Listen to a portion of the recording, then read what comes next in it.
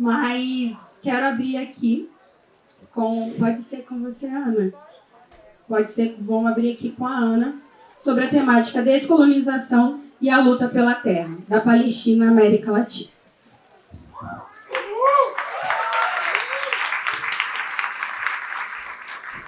Boa tarde.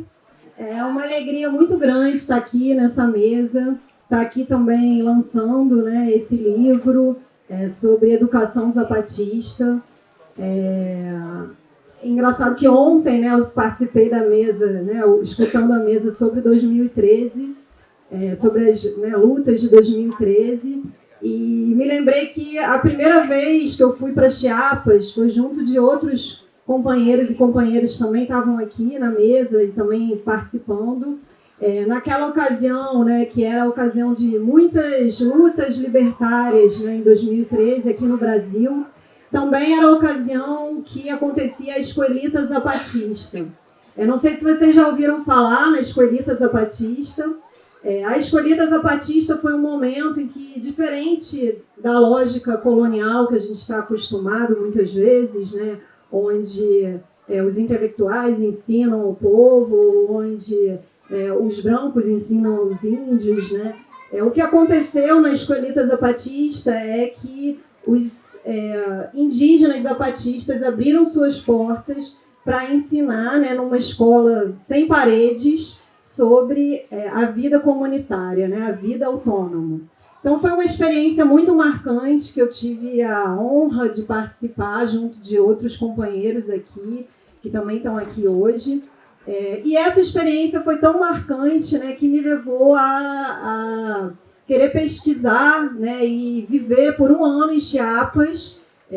Então eu vivi, né, depois retornei 2 anos depois para viver como pesquisadora, mas como militante também, apoiadora do movimento, e sobretudo como aluna, né, do movimento zapatista, porque quando eu retornei a Chiapas, eu participei como aluna de um centro, né, de línguas maias, Tzotzil, né, fui aluna de uma dessas línguas maias, Tzotzil, e isso é o que eu tento, de alguma maneira, relatar nesse livro, né, como foi esse experimento com educadores zapatistas Tzotzil.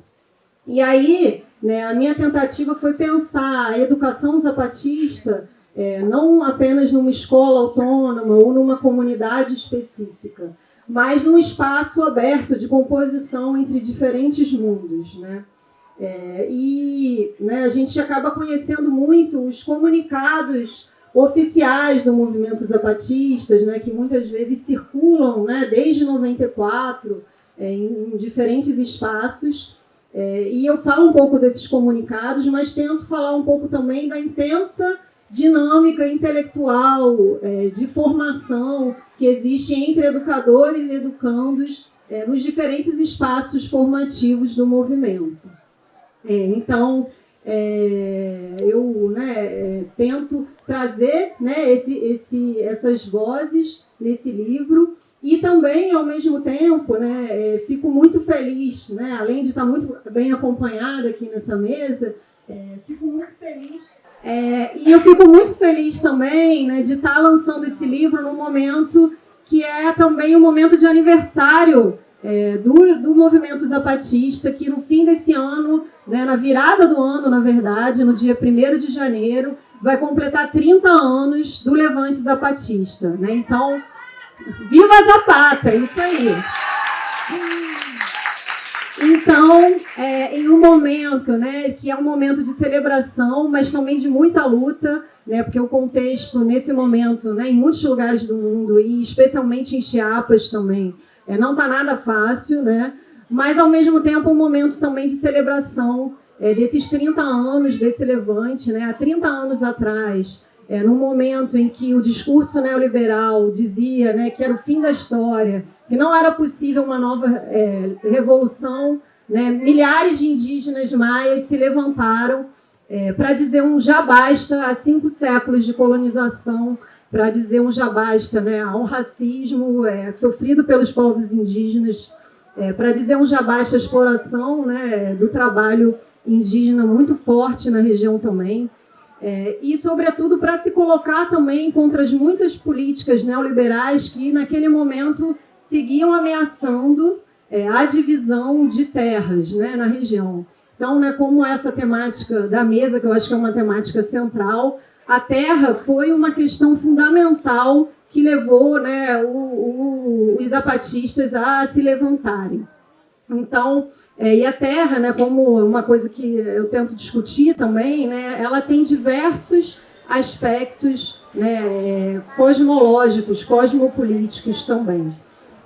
Então, a gente tem, né, a partir desse momento de 94, todo um processo de retomadas de terras, um processo que lá eles chamam também das terras recuperadas, que aconteceu em Chiapas, mas aconteceu também em muitos outros lugares do México.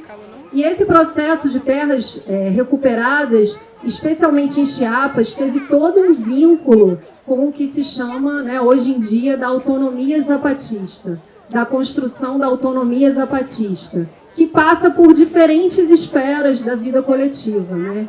Então, essa autonomia zapatista, ela acontece, por exemplo, na relação com o governo autônomo, as autoridades autônomas, que se constroem a partir dessa relação horizontalizada, de baixo para cima, né? Em todo um tipo de construção que passa pelas assembleias comunitárias, onde essas autoridades não são simplesmente representantes, mas são porta-vozes dessas decisões de baixo para cima, né? Dessas decisões coletivas, dessas decisões comunitárias.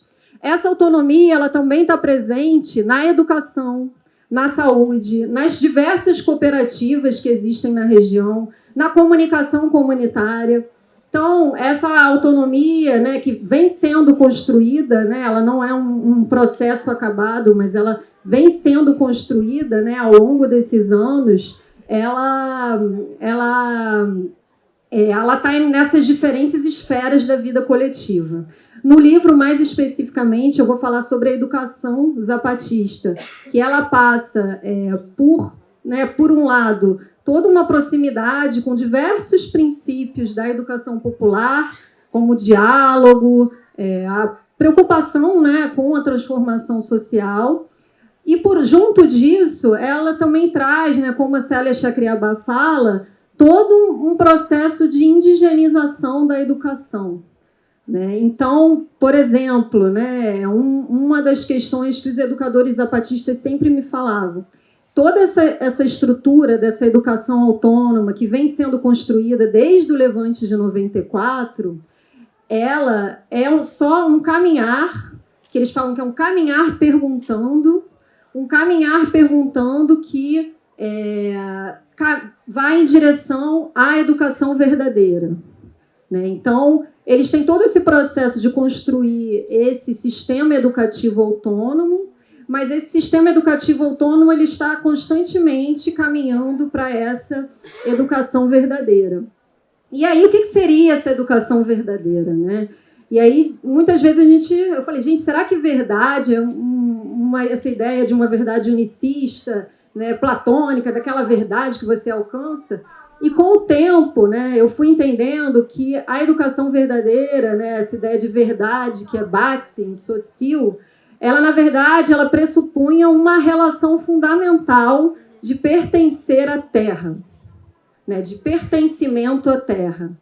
Então, não era uma questão da terra como um objeto que se possui, um objeto, né, um recurso, mas vinha com toda uma relação de pertencimento com o lugar. E essa educação verdadeira passava por essa relação fundamental com a terra, né, de aprender juntos com humanos e outros que humanos também, né, com os rios, com as montanhas. Então, essa educação verdadeira trazia toda essa relação de aprender com o cosmos também. Essa relação com a Terra, né, eu fui percebendo também como uma questão fundamental. Por quê? Porque a Terra ela era também um deus, né, que eles falam que é Yarval. Então, todo lugar importante do mundo tem um deus, um Yarval, com o qual você não pode simplesmente destruir, comprar, né, de uma maneira, né, arbitrária. Mas você tem que estar o tempo todo com uma relação de cuidado, com uma relação de estar negociando com os deuses desses lugares importantes do mundo, né? Então, tem toda uma relação fundamental com esse pertencimento com a terra também. E junto disso, né, dessa relação de pertencimento com a terra, uma questão, né, que é fundamental, né, que aparecia bastante, é essa outra, né, ideia, né, de um mundo onde caibam muitos mundos, né?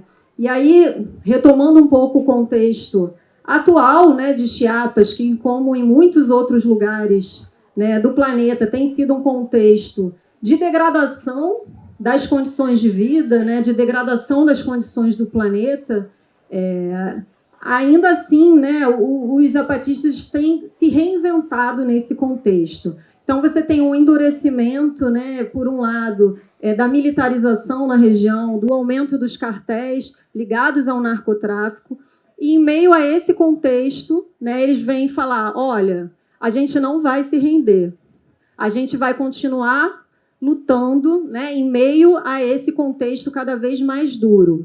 E uma das questões, né, que eles falam nesses últimos comunicados, que eles estão anunciando uma certa reestruturação, é justamente essa ideia, né, de que, frente a toda a destruição, né, provocada por essa nova fase da hidra capitalista, como eles chamam, a gente entende que não há fronteiras para nossas lutas, né? Não há fronteiras para as nossas lutas, e o que acontece em qualquer lugar do planeta também nos diz respeito. A dor de qualquer povo, em qualquer lugar do planeta, também nos diz respeito, né?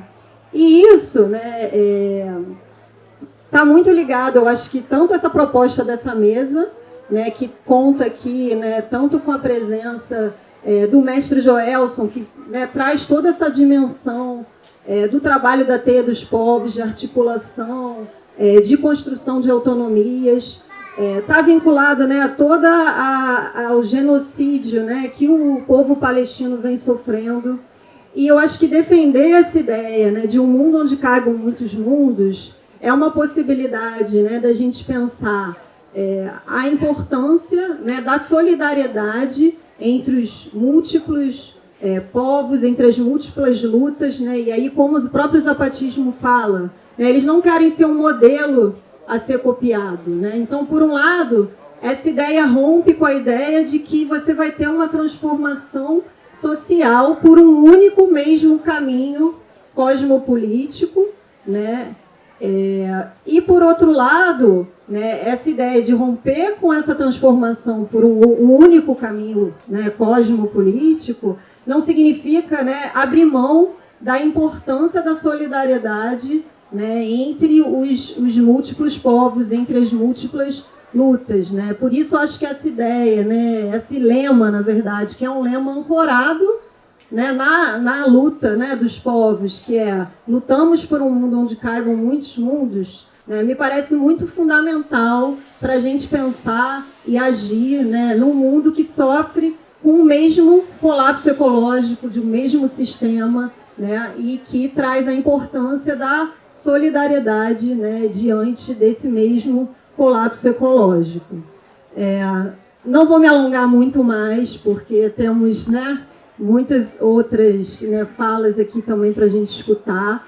Queria só finalizar com a palavra de ordem, né, zapatista, que é Zapata vive, a luta segue e Palestina livre!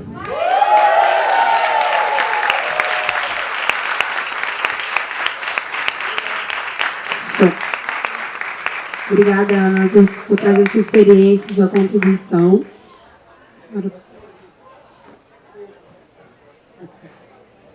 Mestre Joelson, por favor. Eu vou pedir para vocês que vocês todos se levantassem. E eu vou trazer aqui a bandeira da Palestina em respeito às mães e às crianças. E nós vamos dizer que nós vamos estar de pé e Palestina vai viver para sempre. Esse é o nosso caminho, nosso. E não tem. E o sangue das crianças, o sangue e o choro e o lamento das mães vai servir de adubo para fertilizar aquela terra palestina. Em nome disso, dos palestinos, do povo palestino, nós honramos e dizemos a eles que Palestina vai vencer.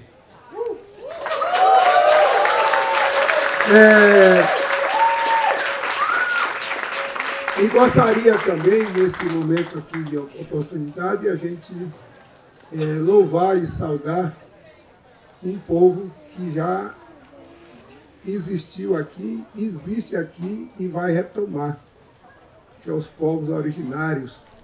Nós vamos retomar o Brasil.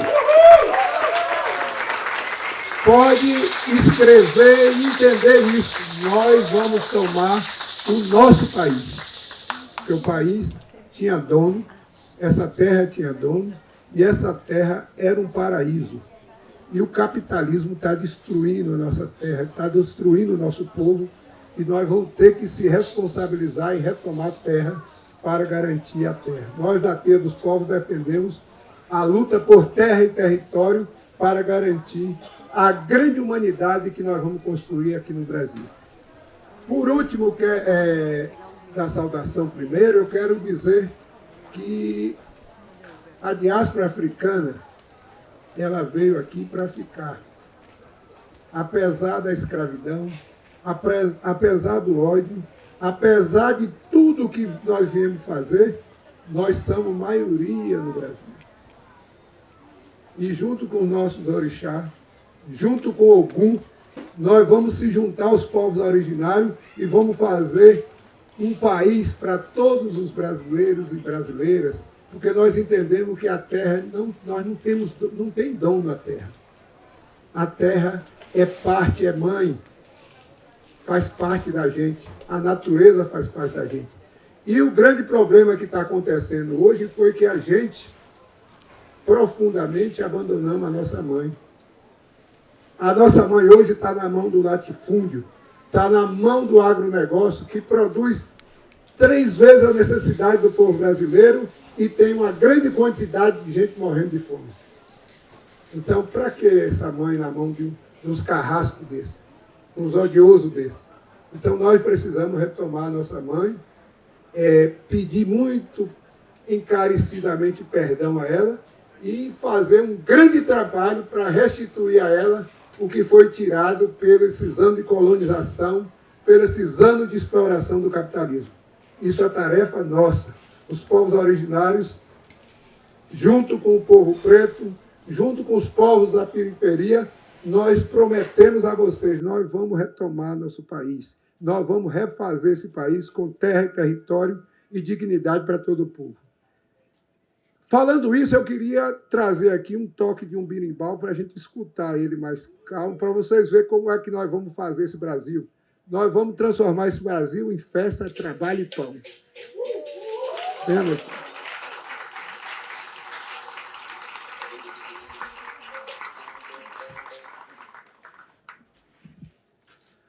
Não podemos fazer resistência e resistir sem pedir licença ao dono da casa, sem pedir licença aos povos originários, ao povo preto, sem pedir licença aos orixás, os encantados da floresta, os Inquice, sem pedir licença aos nossos ancestrais. Sem a força dos nossos ancestrais, sem a força dessa espiritualidade de nossos ancestrais, dos orixás, dos Inquice, dos Zudu, dos encantados, de preto velho, preta véia, dos caboclos, das cabocas, dos caciques, dos pajé, dos coraca, a gente não vai vencer essa batalha. A gente pode ter identidade, mas sem entidade a gente não vai vencer. Há que caminhar com as nossas entidades espirituais para a gente vencer essa guerra com a força de Ogum, de Oxóssi, de Ansan, de Xangô, rei da justiça, com Iemanjá, aquela força maior, meu rei. Vamos lá? Ogum Rei!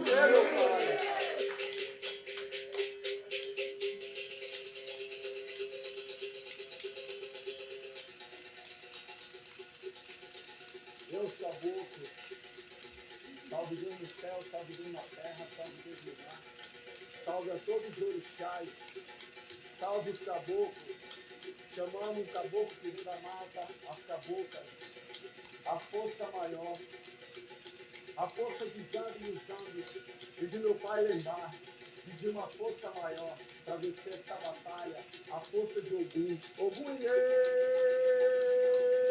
Ogum Iê! Ogum Iê! Ogum Iê! Ogum! Ogum! Eu sou filho de Ogum! Eu sou filho de Ogum! Eu sou filho de Ogum! Ogum Iê! Ogum! Ogum Iê! Ogum! Ogum Iê! Ogum! Ogum Iê! Quero ver vocês! Ogum Iê! Eu sou filho de Ogum, eu não posso apanhar. Eu sou guerreiro, eu vim guerrear. Eu sou filho de Ogum, não posso apanhar. Eu sou guerreiro, eu vim guerrear. Sou filho de Ogum, eu não posso apanhar. Eu sou guerreiro, eu vim guerrear. Junto com a teia dos povos lá da Bahia. Chegamos com essa força pra revolucionar o povo preto, com povos originários. Viemos vencer essa batalha com Ogum Iê. Ogum, eu sou filho de Ogum, eu não posso apanhar. Eu sou guerreiro, eu vim guerrear. Ogum, Ogum, Ogum, a teia dos povos chama seu povo. A teia dos povos chama seu povo. Ele chama de um a um. Ele chama de um a um. Da Bahia, Pernambuco e Maranhão. De São Paulo, Rio de Janeiro, Minas Gerais. Ogum tá na frente chamando o teu povo. Eu rezo a força dos meus orixás. Ogum, Ogum Iê, Ogum.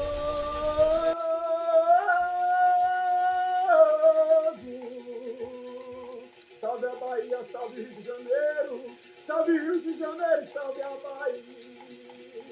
Salve Rio de Janeiro e salve nossa Bahia. A Bahia dos encantados, Tupinambá, Pataxó. Recebeu o povo preto, ensinou a erva do campo. Sem floresta não tem macumba, sem folha não tem banho. Ogum, Ogum, Ogum Iê, a força da mata. Ogum, Ogum, Ogum Iê.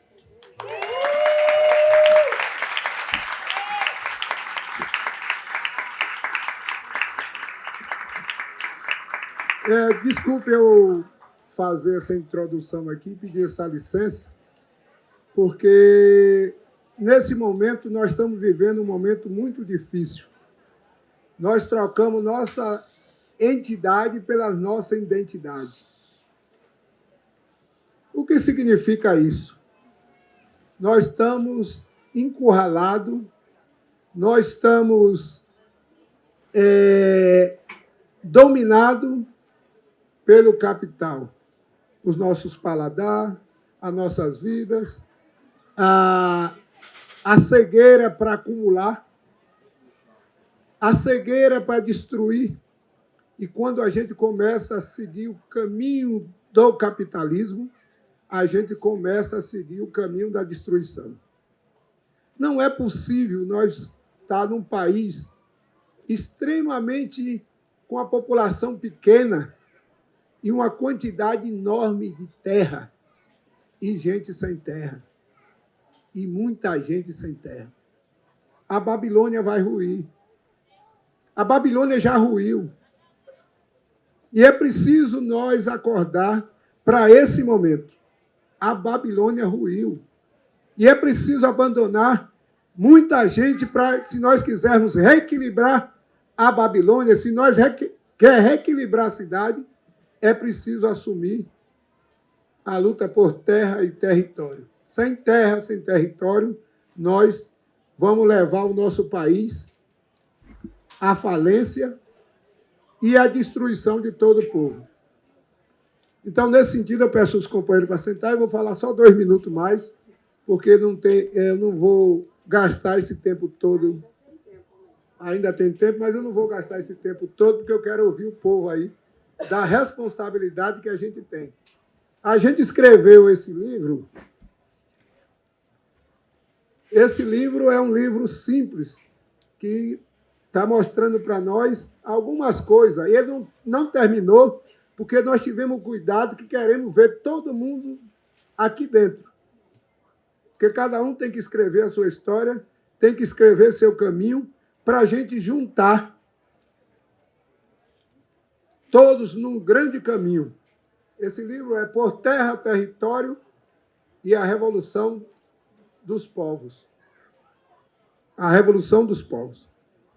Nós sofremos muito uma questão há muito tempo que nós floreou muito a Revolução. Nós fizemos vários textos que muita gente nem entende. Nós fizemos muita tese que muita gente não entende. E nós agora precisamos, em vez de fazer a revolução, nós temos que construir a revolução dos povos. Irmanar o nosso povo brasileiro. Nós não podemos ficar divididos como desde 1500 até agora. Cada um buscando uma coisa, cada um buscando outra. Esse entendimento vai servir ao capital. Nós precisamos agora resgatar uma coisa que poucos quiseram resgatar, que é a questão da espiritualidade, da ancestralidade e trabalhar essa questão da construção. Aí ela vai ficar leve, a revolução vai ficar leve, bondosa, carinhosa, dengosa, festejando. Nós lá no assentamento, desde 2000 começamos a revolução, lá já estamos com o lema 15 dias festejando, 15 dias descansando, e se sobrar tempo a gente trabalha.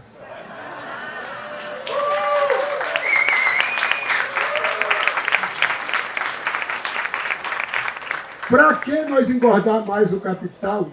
Acorda 3 horas da manhã, 5 horas da manhã, pega 10, 5 ônibus para trabalhar, para enriquecer o capital. Nós não viemos para esse mundo para trabalhar dessa forma. Nós viemos para esse mundo para ser feliz, para construir, para reorganizar o que foi destruído. Nós viemos para esse mundo foi para construir uma humanidade feliz, onde reine festa, trabalho e pão. Nós viemos para esse mundo é para isso. Nós não viemos para sofrer. Nós não viemos para ser escravos. E o povo preto que veio para lá, nós não viemos para ser escravos. Nós viemos para ser livres. E graças a nossos encantados, graças aos nossos orixás, graças aos nossos inquises, hoje nós somos maioria. E agora, como maioria, vamos ter que retomar toda a nossa terra. E como os povos originários já disseram, a terra cabe 8 bilhões de pessoas. Se ela não tiver dono, se ela for livre, se ela for cuidada, se ela for amada.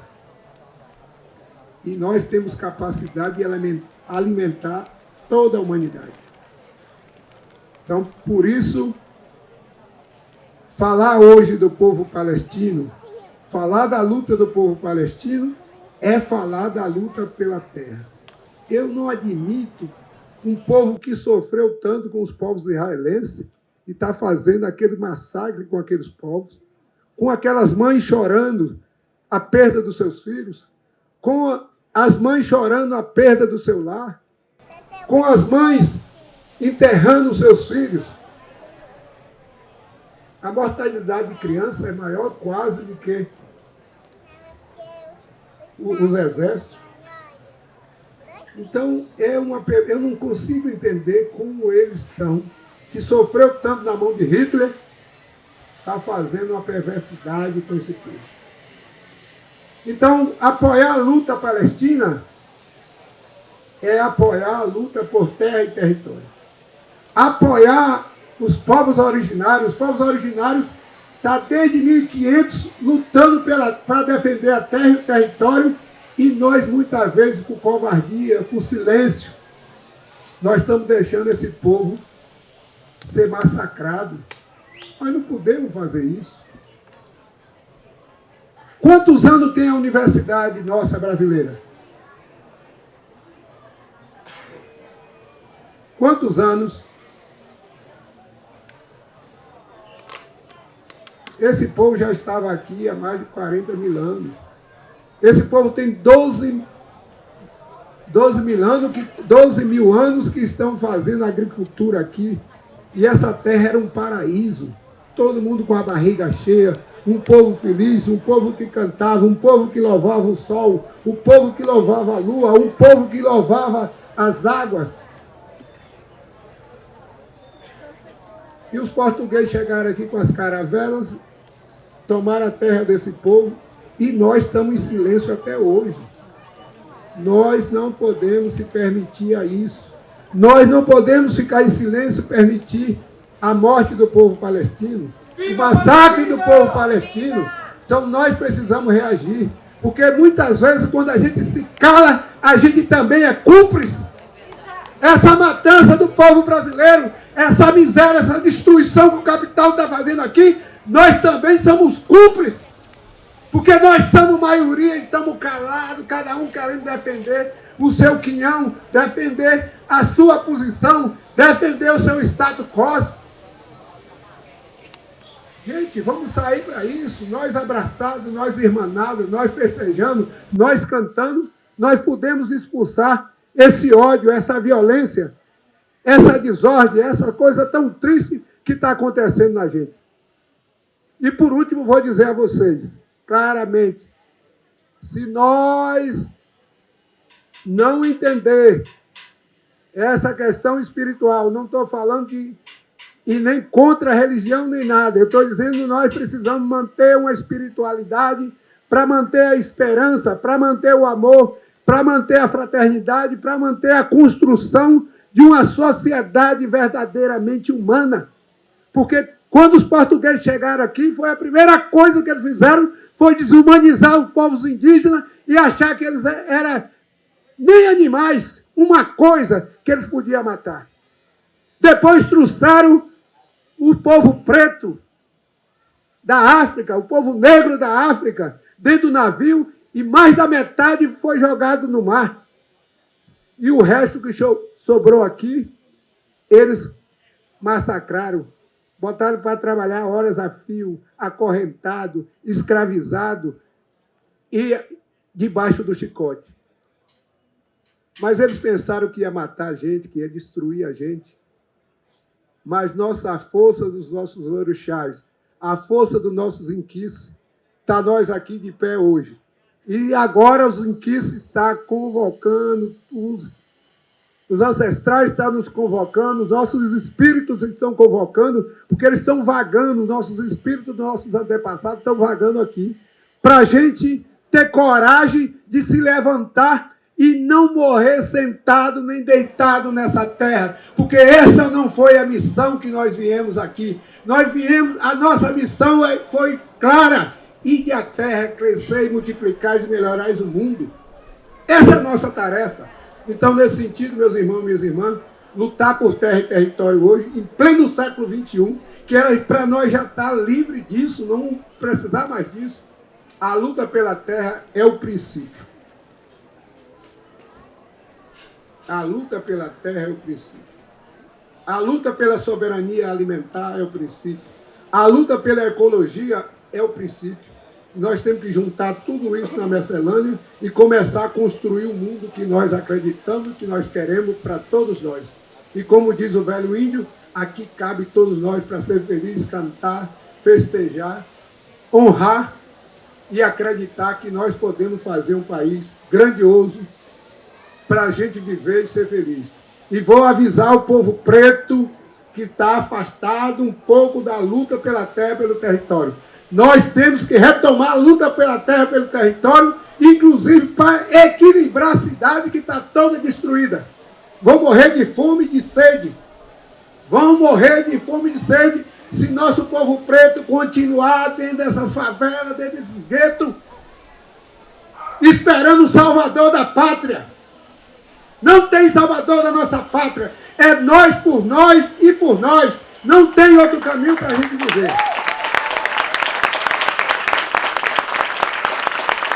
E dizer a todos que eu estou muito feliz com essa mesa. Estou muito contente com essa mesa. 3 mulheres aqui, 2 homens.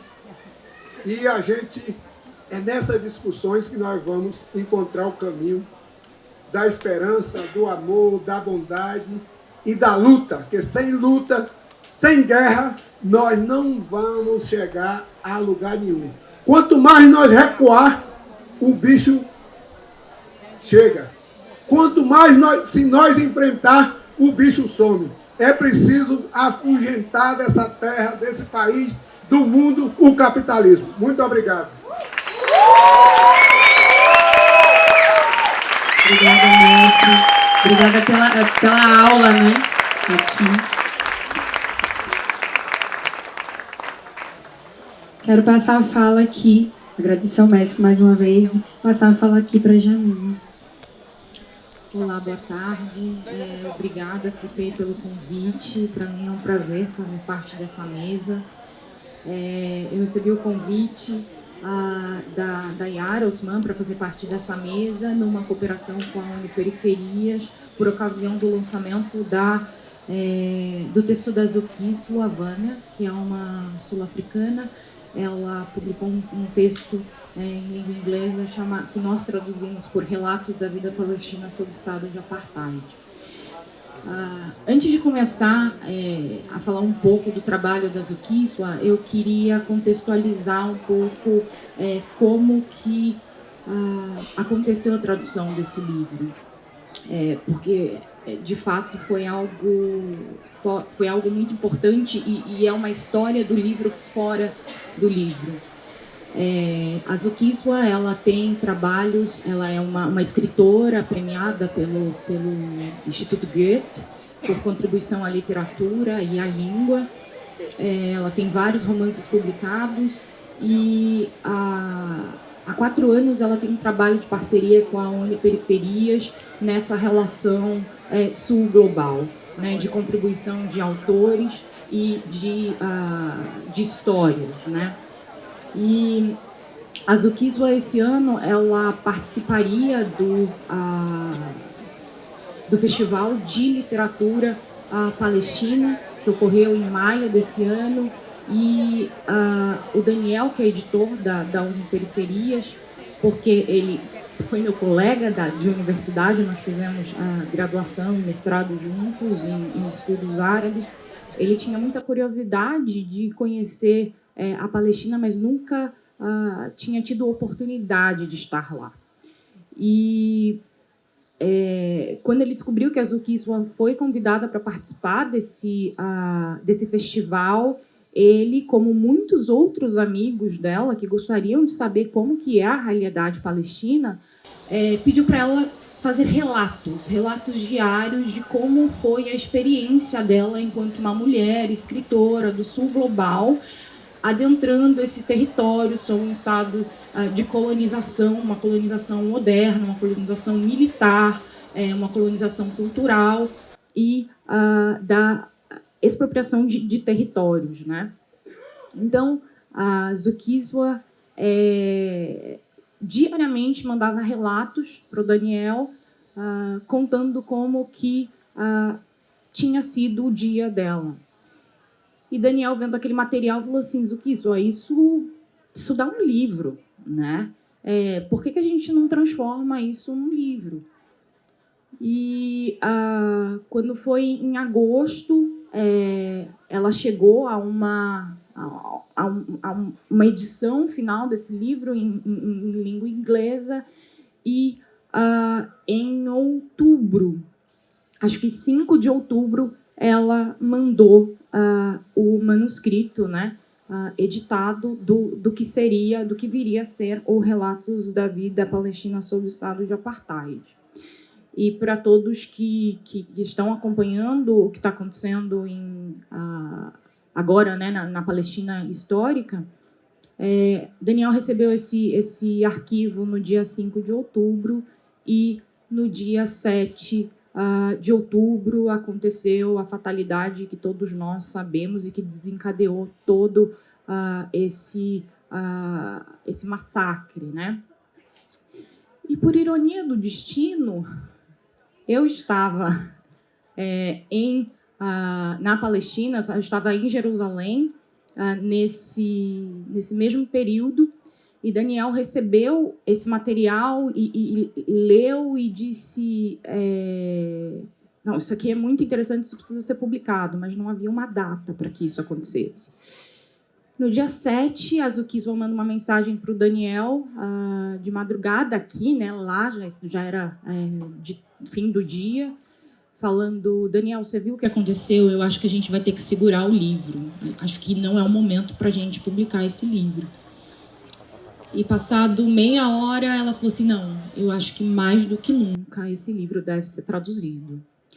E eu já estava em contato com o Daniel, porque nós somos colegas, eu contribuo em alguns projetos com a Uniperiferias, e Daniel me mandou uma mensagem e falou assim: Gemima, eu tenho um projeto aqui, eu não tenho muito tempo para te contar, vou te mandar o arquivo, veja, e a gente precisa traduzir isso o mais rápido possível. Então, no dia 10 de outubro, eu estava em Jerusalém, ainda sob todo o caos que nós estávamos vivendo, mas bem longe do que se desdobrou ao longo dos dias. Eu me deparei com esse texto da Zukiswa e percebi que aquele era o momento de que uma voz do sul global, de fora do Oriente Médio, projetasse outras vozes palestinas a respeito do estado de apartheid que é a vida palestina. Então, a singularidade desse livro ele se dá justamente por isso, né? São relatos que a Zukiswa faz do curto período que ela passou na Palestina ocupada, né? Então, é um percurso que ela faz desde ali, atravessando a fronteira na Jordânia, ela vai para Bethlehem, Jericó, e Ramallah e Jerusalém. E por que foi importante dar voz a Zukiswa para falar coisas que no nosso meio, não é uma novidade, digamos assim. Os estudos orientalistas, na verdade, eles são realizados geralmente por homens brancos, americanos, europeus, em língua inglesa ou em qualquer outra língua de prestígio. E a Zukiswa é uma mulher negra com um histórico de um estado que viveu o apartheid. Ela decide relatar quais são as evidências e fazer essa comparação com a realidade dela, quais são as evidências que ela encontra assim que ela entra nesse território da Palestina, que a faz considerar a Palestina um estado sob um estado de apartheid. Então, quando eu recebi esse texto, eu não fiz a lição de casa de um tradutor, que é ler o texto inteiro e depois partir para a tradução. Quando eu comecei a ler o texto da Zukiswa, o meu corpo logo sentiu que eu deveria dar voz àquela autora, né? E num estado meio que ininterrupto ali, sem saber muito bem o que estava acontecendo do lado de fora, sem acompanhar as notícias, eu ia traduzindo e compreendendo o que ela viu e o que ela percebeu da Palestina e tendo nuances, porque eu digo que quando você vai para a Palestina, você acha que você vai conseguir respostas, mas não, você volta desesperançoso e com inúmeras questões. E é isso que ela traz no relato dela. Então, eu achei um texto muito didático para trazer essa realidade palestina para perto do leitor brasileiro. Então, ela abre o texto dela já com uma cena que eu acho que é muito marcante. Eu, quando fui para a Palestina, eu fui por Tel Aviv, ela foi pela Jordânia. Então, a gente já tem aqui uma situação completamente diferente. Ela estava com um grupo de escritores que cruzava a fronteira para participar de um festival de literatura. E a maneira como ela descreve, como ela foi interrogada, né, e como os pares dela ali foram interrogados, ela fala que cruzando várias fronteiras africanas com soldados, ela nunca tinha sido e nunca tinha presenciado tanta hostilidade. Mas há uma coisa que ela traz que eu acho que é muito importante a gente pensar, é que essa hostilidade ela era empunhada por faces infantis. Eram meninos e meninas fardados e com armas, sendo hostis com pessoas que eles nunca haviam visto e que eles não tinham motivo nenhum para se comportar daquela maneira, a não ser pelo medo. E ela reconhece isso da vivência dela na própria história do país dela. E ela fala assim, nossa, esse medo parece aquele que manifestava no meu próprio país. Então, essa militarização e essa hostilidade, ela é produzida, ela fala, produzida pelo medo, o medo do outro, né? O medo de ser morto pelo outro, e a gente sabe que isso faz parte de um mecanismo de colonialismo, de imperialismo. Você convence a sua sociedade de que você tem uma ameaça, né? Foi assim, por exemplo, com os Estados Unidos, quando eles invadiram o Iraque, né? Houve um convencimento, né? Os americanos foram convencidos de que os iraquianos deveriam ser combatidos. Por quê? Porque eles querem nos eliminar, né? E essa é a lógica, né? Então ela faz esses apontamentos muito interessantes e essa primeira experiência dela é essa, né? Ela cruza, ela vê essas fardas e ela tem essa lembrança do que foi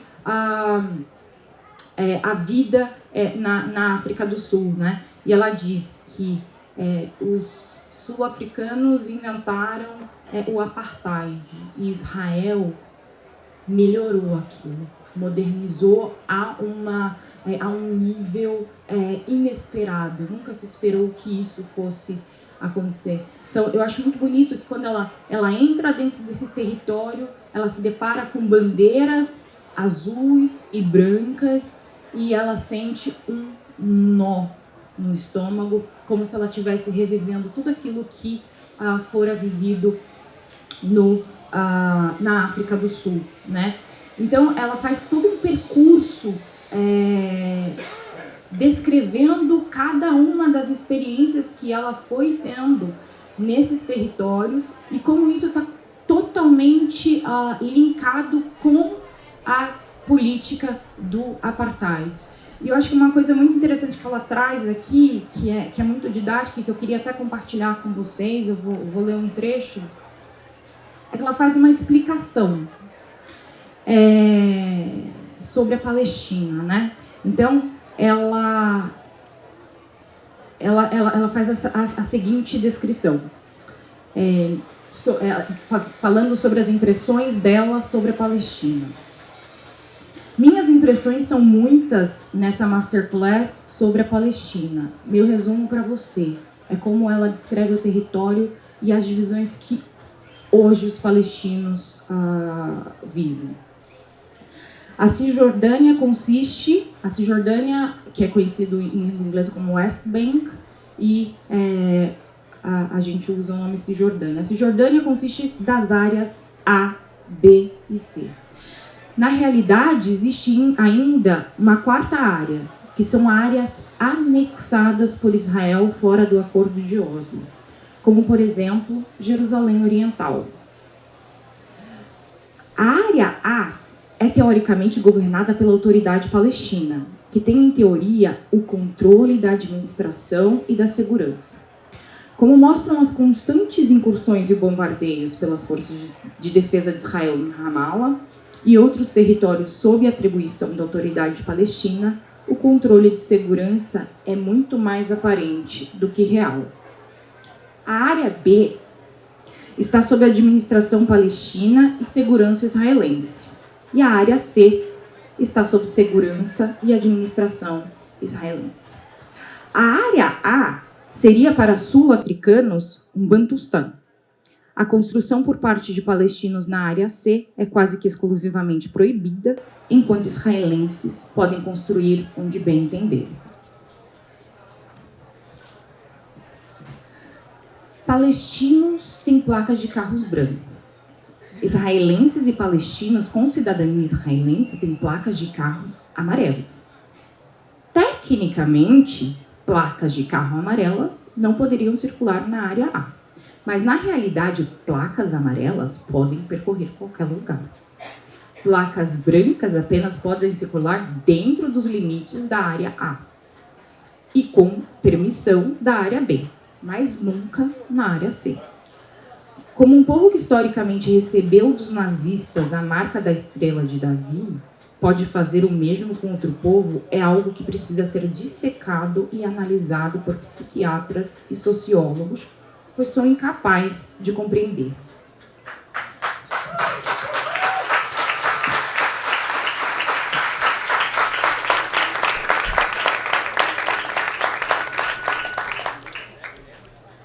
Quando eu li quando eu traduzia, né, porque era isso, era um corpo que falava comigo e eu ia dando voz a esse corpo na minha própria língua.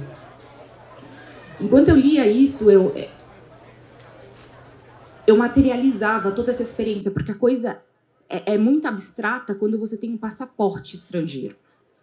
Quando você tem um passaporte estrangeiro e você fala o hebraico, por exemplo, as fronteiras elas ficam muito mais diluídas ali, né? Você não é muito questionado. Então, por exemplo, ela fala sobre todo essa hostilidade que existe contra ela e contra os membros, os integrantes do grupo, né? E daí eu fico sem entender por um instante e depois ela explica. Boa parte do grupo que estava com ela tinha nomes árabes, mas passaportes europeus. E daí ela perguntava se com passaportes aliados essas pessoas são tratadas dessa maneira, imagine sem esses passaportes. Então, essas pequenas coisas que para mim eu fui perdendo, porque eu tinha um passaporte brasileiro, eu falava um pouco de hebraico, então eu não tinha muitos problemas. E quando eu cruzava as fronteiras, né, de um lado para o outro, eu falava de um lado árabe, falava do outro lado hebraico, e essas sutilezas elas foram sendo perdidas. Mas mesmo assim você percebe que há algo de errado. Quando você cruza, por exemplo, de Jerusalém para Ramallah, para mim aquilo foi um assalto, assim, né? Eu estava dentro de um ônibus e de repente o motorista em árabe falou que eu tinha que descer. Eu falei, descer por quê? Porque a gente não está indo para Ramallah. Então, porque esse ônibus só chega até aqui. Eu falei, daqui para onde vou? Aí ele falou assim, você tem que seguir esse caminho. Mas que caminho que é esse, né? É o caminho que os palestinos têm que fazer todos os dias para ir e voltar dos seus trabalhos dentro da área dominada por Israel. A gente entra num corredorzinho estreito, onde há catracas, né? E câmeras, e arames farpados, e você sai de um outro lado e você fala assim, que mundo é esse? Onde estou? Eu tinha um passaporte brasileiro, eu falava hebraico e eu não tinha problemas. Só que os palestinos que cruzavam do outro lado, todos os dias eles chegavam atrasados no trabalho. Por quê?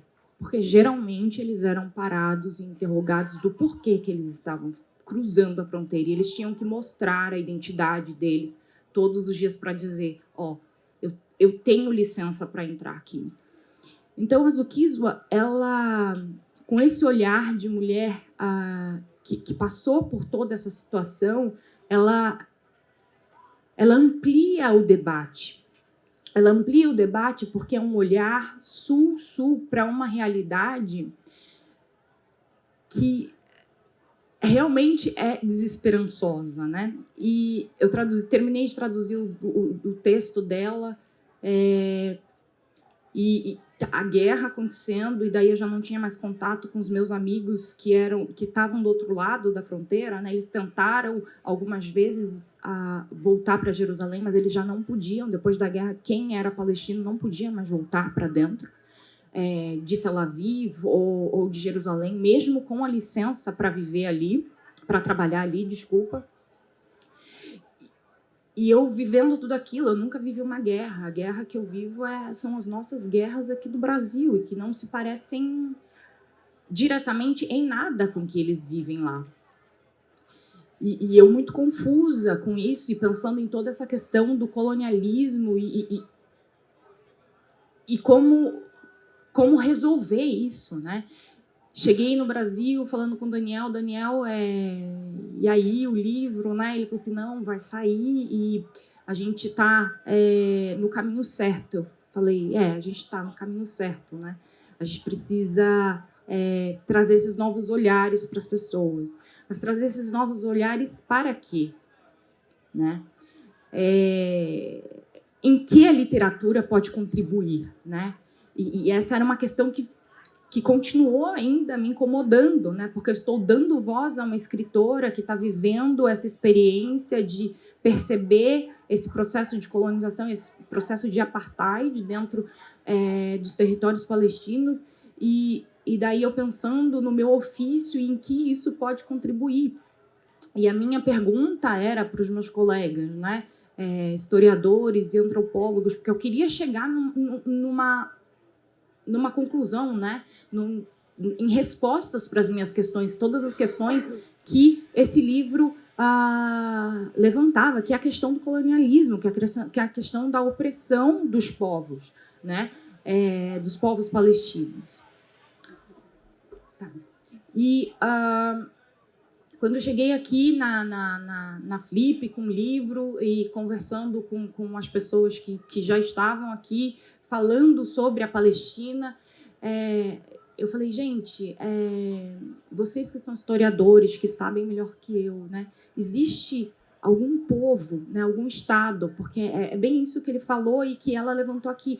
Como pode um povo que foi oprimido oprimir o outro? E a Zukisma, ela fala isso. Como pode um povo que foi oprimido criar um Estado de apartheid na África do Sul? Né? E isso me inquietando, e eu falando com os meus amigos aqui na Flip, ouvindo as falas. A história da humanidade, a história documentada, infelizmente, é uma história do colonialismo. É uma história de um povo tentando destruir o outro. E nós vivemos um tempo em que, talvez, não sei, talvez seja a primeira vez que nós rejeitamos isso. E eu acho que todo esse movimento que nós estamos vendo pró-Palestina é um sintoma. É um sintoma pelo conhecimento, é um sintoma por eu conhecer a história do outro pela literatura, é um sintoma por eu conhecer a história do outro pelas denúncias. E dentro de nós eu percebo que há uma resistência contra isso. Hoje o colonialismo ele já não é tolerado no nosso consciente. E daí eu penso, qual é o futuro? O que fazer com essa consciência? Né? Então, eu não trago respostas, eu trago perguntas mesmo, inquietações. Né? Hoje, olhamos para Israel e Palestina, vemos um processo de colonialismo sobre o qual nós passamos também, e outros países passaram na África, e nós não queremos mais essa realidade. Temos a consciência transformada e estamos pensando um futuro. Então, eu acho que esse momento que nós estamos vivendo é um momento de pensar como resolver esse futuro, porque nós não temos soluções. Nós temos uma mudança de consciência, e o que eu acho que é um passo imenso na história da humanidade. Então, Acho que essa é a provocação desse livro, é a constatação da história de um povo, mas é a constatação da nossa história também, porque se você for olhar a relação Israel-Palestina, esses povos não estão aqui ontem, né? São mais de 6.000 anos de história documentada. Então, é a história do ser humano, né? Então, para concluir aqui, eu acho que fica a provocação da Zukiswa que eu trago para vocês, né? Como pensar e como resolver o futuro, né? Como criar soluções para o futuro, para uma Palestina livre, para uma África livre, para uma América Latina livre, para um mundo livre desse sistema que já não responde mais ou nunca respondeu à necessidade do ser humano enquanto humano, né? Então, é isso que eu queria compartilhar com vocês. Obrigada.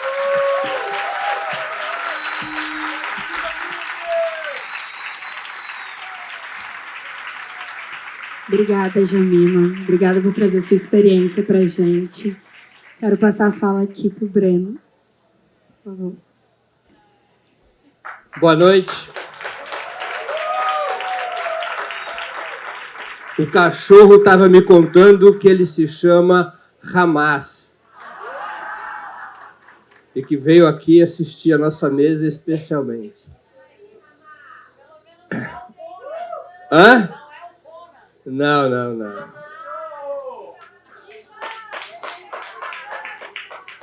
A todos e a todas, muito obrigado aos meus colegas de mesa. É assim que funciona. De repente, late e morde e muda a história. Bora lá.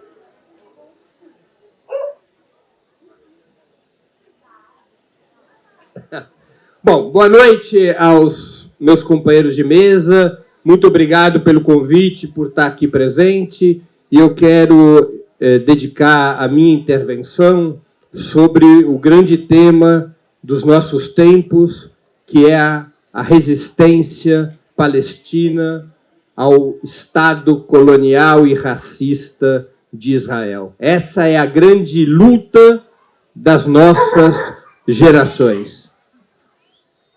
Essa é a grande questão da nossa época. Há questões na história que elas são decisivas, que marcam gerações. A solidariedade aos republicanos na Guerra Civil Espanhola nos anos 30 foi uma dessas questões. A luta contra o nazifascismo nos anos 30 e 40 foi outra dessas questões. A solidariedade aos vietnamitas na guerra contra os franceses e depois contra os Estados Unidos também foi uma questão decisiva. E a questão palestina é a grande questão das atuais gerações.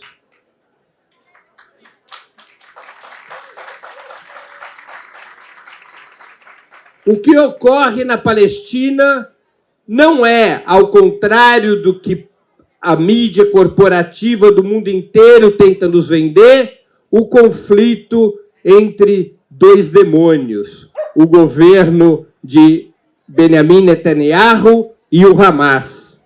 Tampouco se trata, evidentemente, do exercício de um Estado, do direito de um Estado exercer seu direito de autodefesa contra uma suposta organização terrorista. Ambas as versões que são vendidas pela mídia corporativa, por lideranças políticas, por porta-vozes do sionismo, ambas versões são mentirosas, falaciosas, e nós devemos claramente explicar isso a todos os nossos amigos e amigas, aos nossos companheiros e companheiras, aos nossos familiares e colegas. O que está em curso na Palestina é mais um episódio da luta de um povo colonizado contra um Estado colonial. Uma luta que tem décadas. Uma luta que se inicia no exato momento em que se consolida na Palestina histórica um Estado que encarna uma doutrina racista como o sionismo e que faz da limpeza étnica, da expulsão dos palestinos e da implantação de um regime colonial os instrumentos para a existência desse próprio Estado, que é o Estado de Israel. O povo palestino, naquele momento, aprofunda sua luta contra o colonialismo. E serão 75 anos de luta contra essa dominação colonial. Nos últimos 16 anos, o sionismo radicalizou o regime colonial. Especialmente na faixa de Gaza, foi estabelecido um regime marcial, cercada por muros, bloqueada economicamente, com a água, a energia elétrica, os impostos, a moeda controlados por Israel, a faixa de Gaza se transformou em um novo gueto de Varsóvia, no qual os palestinos são massacrados há 17 anos pelo Estado sionista. E os palestinos, a partir do dia 7 de outubro, através das suas legítimas organizações, eleitas pelo povo palestino, os palestinos da faixa de Gaza reagiram a essa situação de humilhação, repressão e marginalização. E enfrentaram o Estado sionista que os oprime e que os mantém numa situação colonial há 75 anos. Portanto, o que nós estamos assistindo é o levante, a insurgência, a resistência do povo palestino contra um Estado colonial e racista. E essa luta, penso eu, deve ser apoiada por nós de forma incondicional e irrestrita. Essa é a grande tarefa política, histórica e moral das atuais gerações, daqueles que acreditam em um mundo livre de colonialismo e de opressão, daqueles que acreditam em um mundo com justiça social e democracia, daqueles que lutam por um mundo sem imperialismo. Essa é a tarefa das nossas gerações. De nós que não estamos nos campos de batalha da Palestina, é entregar ao povo palestino, à luz do exemplo do povo palestino, entregar nossa solidariedade incondicional e irrestrita.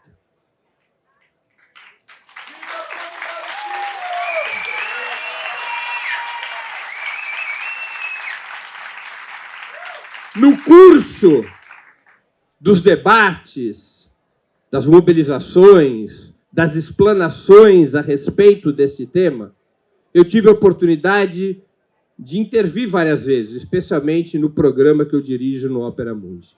Como fruto dessas exposições, nós produzimos um pequeno livro.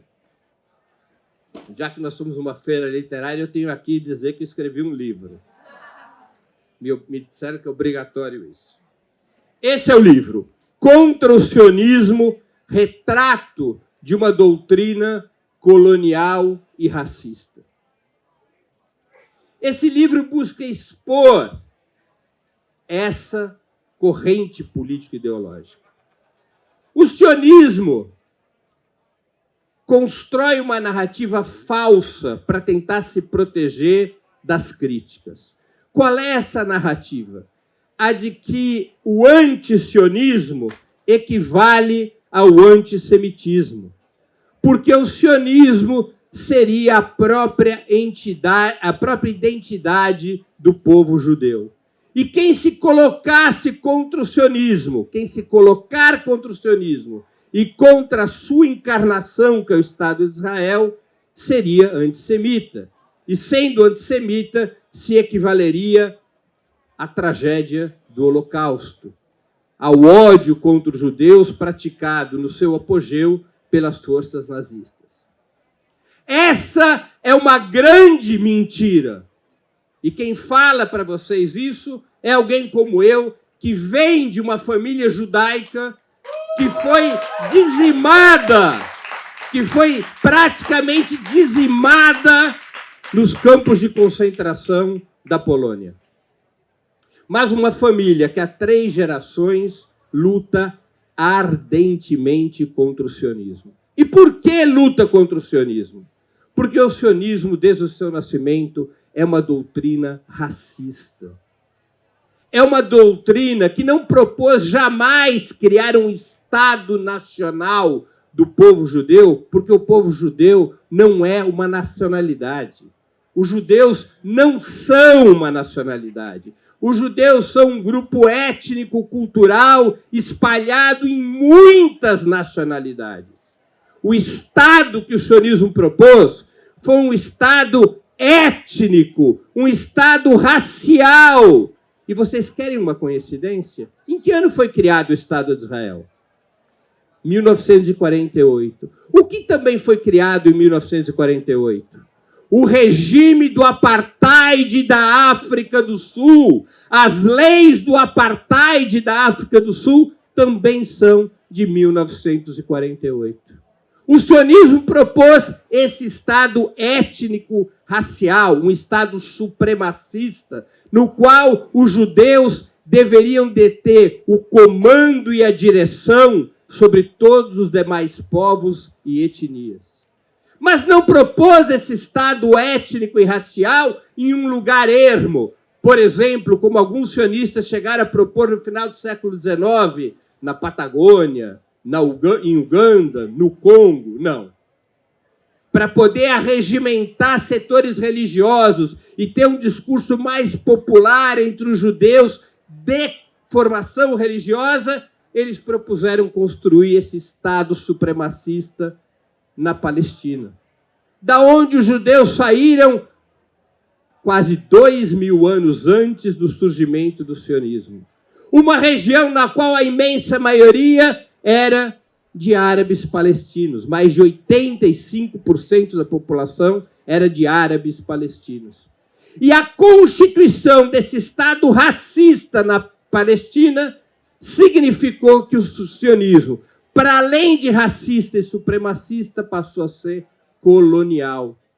Porque a lógica da construção do Estado de Israel, desde o seu primeiro momento, foi a expulsão dos palestinos de seus lares, de suas terras e de sua nação, para que na Palestina se constituísse o Estado judeu proposto pelo criador do sionismo e seus seguidores. O criador do sionismo era um jornalista húngaro, um judeu europeu, um judeu askenazi, de pele branca que nem eu, que propôs criar um Estado judeu na Palestina, como um Estado, repito, supremacista e um Estado colonial. Desde o início assim foi.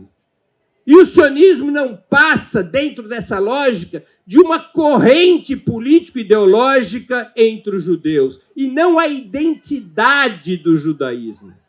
Faz tanto sentido falarmos em identidade entre sionismo e judaísmo, quanto nos anos 20 e 30 do século passado, fazia sentido falar de fascismo e italianos.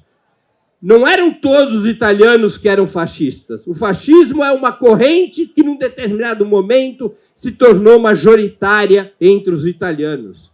Mas o fascismo não era a identidade do povo italiano. É a mesma coisa com o sionismo. O sionismo é apenas uma corrente político-ideológica de natureza racista e colonial. Uma das mais perversas correntes racistas e coloniais dos nossos tempos. O judaísmo é outra coisa. Os judeus, religiosos ou não, são outra coisa. Ser contra os judeus, ser antissemita, pregar o ódio aos judeus é racismo.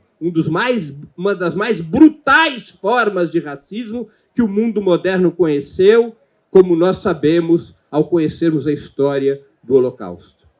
Ser contra o sionismo, ser radicalmente contra o sionismo, é um compromisso com a democracia, com a liberdade e com a emancipação dos povos. Ser contra o sionismo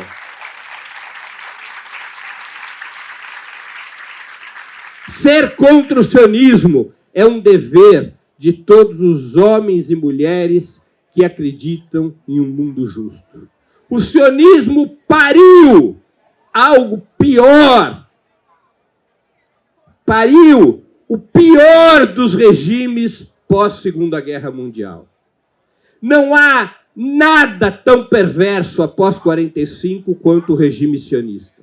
O regime sionista é uma democracia para os judeus brancos. Judeus brancos que nem eu, Askenazi. É uma espécie de paraíso dos judeus brancos. Já não é assim tão paraíso para os judeus sefarditas, que são aqueles judeus que, expulsos da Península Ibérica no final do século XIX, foram para o norte da África ou para os territórios do Império Otomano, onde hoje estão as nações árabes. Tampouco é esse paraíso, menos ainda, para os judeus negros. E há judeus negros, que são os judeus etíopes, que de uma maneira preconceituosa, os askenazes chamam de falachas, que em hebraico quer dizer estranhos, cujo nome real são os Beta Israel, os judeus negros da Etiópia. Esses são, em Israel, brutalmente discriminados do ponto de vista econômico e social. Os árabes israelenses, os palestinos que vivem no território israelense consagrado pela partilha da ONU de 1947, esses já não têm os mesmos direitos dos judeus. Há várias leis que impedem os árabes israelenses de terem os mesmos direitos, a começar pelo direito de retorno. Eu sou um judeu. Se eu pisar em Israel, mesmo eles me amando tanto quanto me amam, eles são, por lei, obrigados a me dar cidadania israelense, porque eu sou judeu. Mas, se algum descendente de uma família árabe que viveu em Israel até 1948 pediu o mesmo direito de retorno, portanto, a nacionalidade israelense, não tem esse direito. Só os judeus têm esse direito. Israel é uma teocracia. Por exemplo, só existe casamento religioso, e só existe casamento religioso subordinado ao rabinato. Pessoas de uma outra crença que quiserem casar em Israel têm que pedir ao rabino. O rabinato tem que autorizar, mediante o pagamento de uma modesta taxa, obviamente, para que você tenha o direito de casar numa outra religião, porque não existe casamento civil em Israel. Os árabes israelenses, embora constituam 21% da população de Israel, têm apenas 3,5% das terras.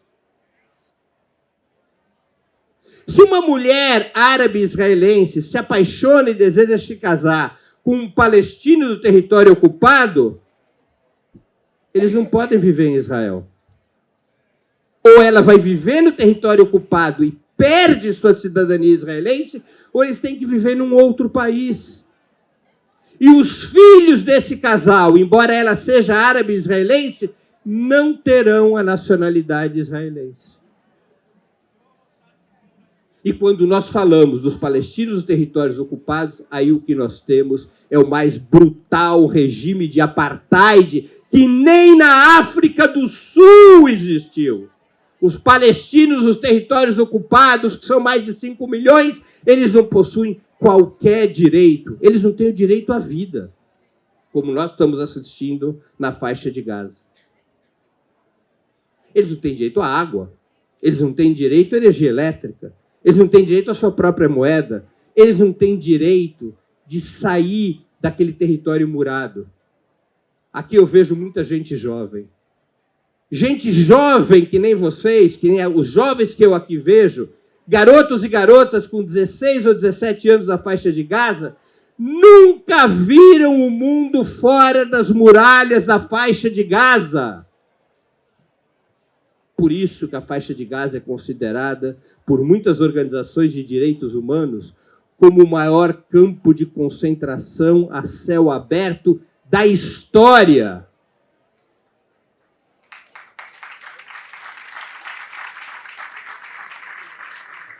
Nenhum regime foi tão tirânico depois da Segunda Guerra Mundial quanto o regime sionista. Nem as ditaduras militares da América do Sul, nem o regime do apartheid da África do Sul, nem nenhuma das ditaduras africanas ou do próprio Oriente Médio. O regime sionista é a mais brutal tirania do pós-guerra. E o que nós estamos assistindo na faixa de Gaza não é ocasional, não é por acaso, não é um incidente de percurso. É como se move um Estado colonial e racista. Eles sempre se movem pela mais brutal violência. E nossa grande questão hoje, que é a questão que nos atormenta a todos nós, quando assistimos às cenas daquelas crianças executadas, das milhares de crianças executadas, quando assistimos os milhares de civis trucidados pelo exército israelense, quando assistimos as mulheres mortas, a grande pergunta a qual temos que responder é: como deter a mão assassina de Israel? A primeira tarefa é a própria resistência palestina que dá conta, resistindo às forças armadas israelenses em Gaza ou na Cisjordânia, porque não há outra maneira para lutar contra uma resistência colonial tão brutal que não seja através da insurgência. Estados coloniais não caem com poesia e dança.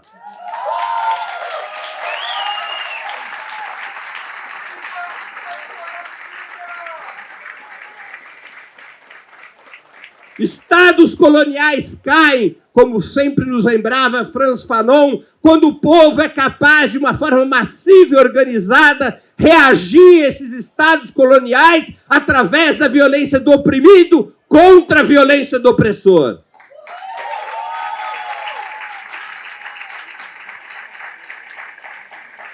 Mas os palestinos não podem lutar sozinhos. É necessário que outros atores se envolvam na resistência contra o regime sionista.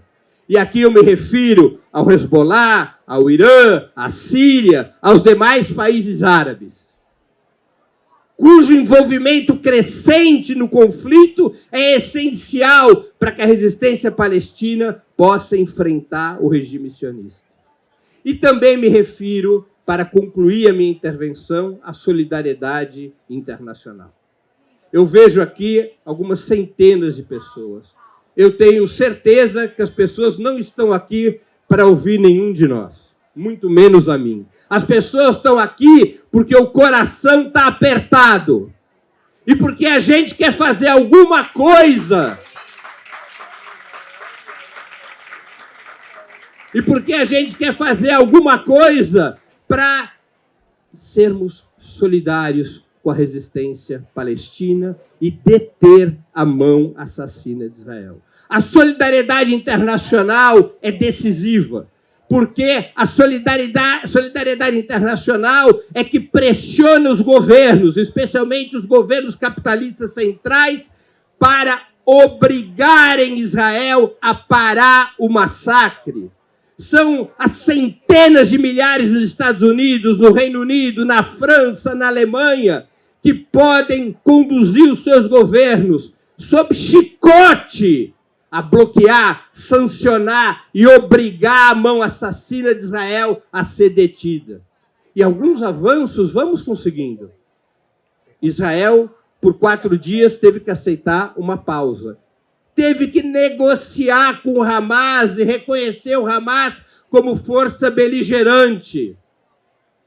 E teve que aceitar a troca de reféns. É um pequeno avanço, mas mostra que a luta e a pressão permitem marginalizar, isolar e desgastar o regime sionista. E a pressão popular sobre os governos, portanto, ela é decisiva. E também aqui no Brasil, porque nós também temos um papel a cumprir no Brasil, pressionando o governo brasileiro, especialmente o presidente Lula, cuja liderança regional e internacional é inconteste, a assumir a coordenação da América do Sul e da América Latina no sentido de pressionar o Estado de Israel. Nós devemos pressionar o governo Lula a que rompa relações com o Estado de Israel. E que, especialmente, rompa os acordos comerciais, particularmente os acordos na área de defesa e de segurança. A solidariedade internacional, portanto, é decisiva. E é nisso que nós devemos nos envolver. Na solidariedade irrestrita e incondicional à resistência palestina. Palestina livre!